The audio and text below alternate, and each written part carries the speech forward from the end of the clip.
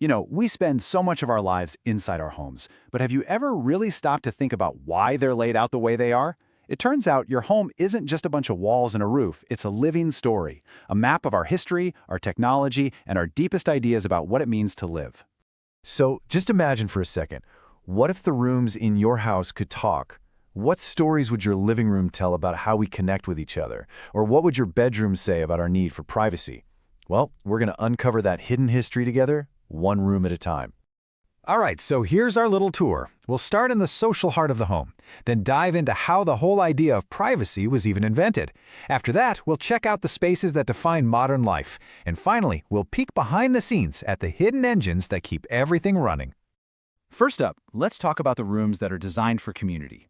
These are the spaces where the family comes together, where we welcome our friends, and where the story of our daily lives really unfolds. And the evolution here is just fascinating.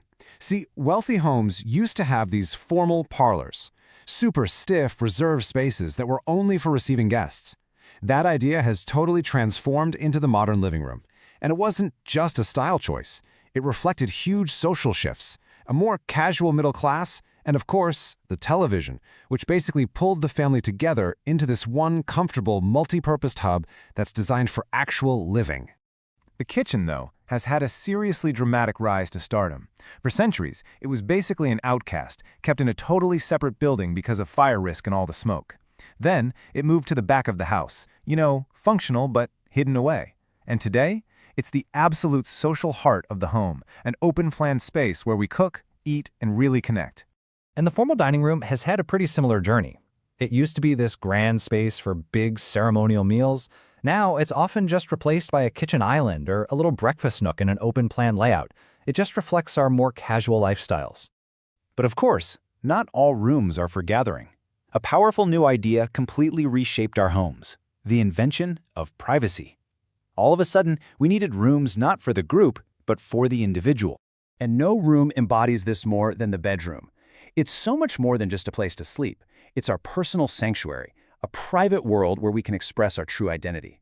It's the space where we start and end every single day. Now, what's really incredible is that this whole idea of a personal, private space is a pretty recent invention. For most of human history, people lived and slept in these big, shared areas. The shift toward dedicated rooms for individuals wasn't just a small change. It was a complete revolution in how we live. The modern bathroom is the perfect example of this. It's a surprisingly new invention, born directly from the arrival of indoor plumbing in the late 19th century. Before that, sanitation was a public or outdoor thing. Today, the number of bathrooms in a house is a clear signal of comfort and even status. The nursery tells a really similar story.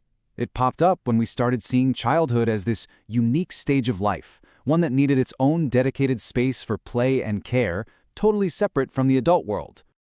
Okay, so now let's look at how more recent shifts, especially in technology and work, are creating entirely new kinds of rooms and totally transforming old ones.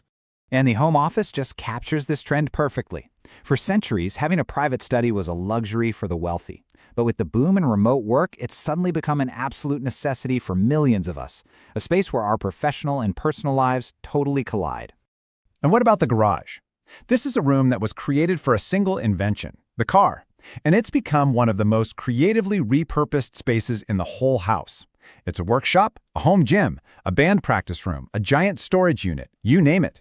The original purpose often gets crowded out by everything else. Heck, some modern homes even have a dedicated server room.